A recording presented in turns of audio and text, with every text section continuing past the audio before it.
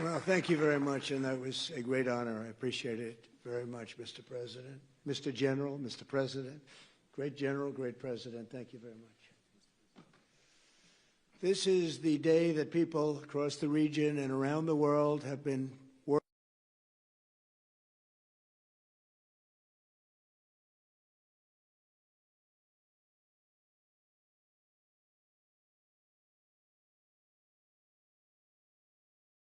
We've just signed. Those prayers of millions have finally been answered. As you know, the hostages have been returned, and further work goes on having to do with the, sadly to say, bodies. Together we've achieved what everybody said was impossible. There's few rows and standing behind me. I don't know why they chose to stand, but I promise I'll make it short, okay? We are not going to keep you standing for long. These are great leaders. After years of suffering and bloodshed, the war in Gaza is over. Humanitarian aid is now pouring in, including hundreds of truckloads of food, medical equipment, and other supplies, much of it paid for by people in this room. Civilians are returning to their homes. The hostages are reuniting. I mean, it's beautiful. I'm just watching it backstage.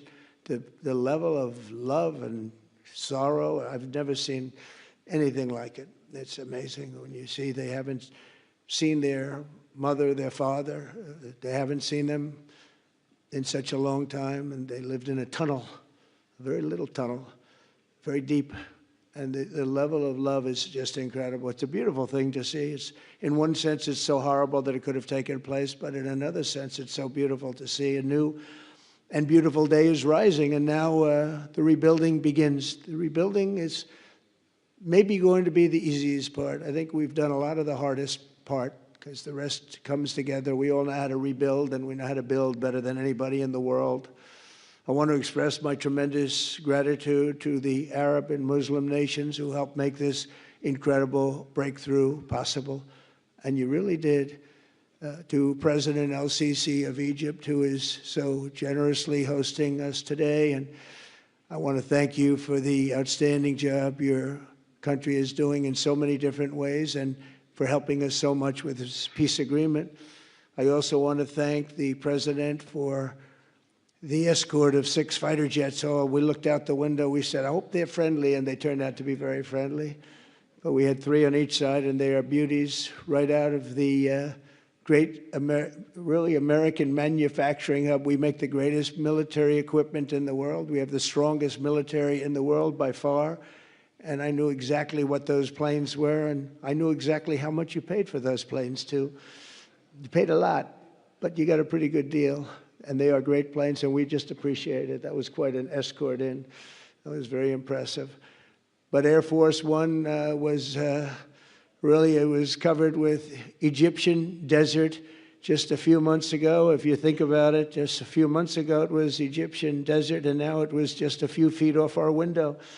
And it was a spectacular sight, and I appreciate it very much. Really, that was pretty good. You got our people by surprise. I don't know if they were thrilled right at the beginning, but they were thrilled as we sailed along very, very calmly and safely. And I'm deeply honored to receive from you, Egypt's highest state honor, the Order of the Nile. The Nile is so beautiful, so magnificent. It's such a beautiful title, the Order of the Nile. Thank you very much, Mr. President. Appreciate it.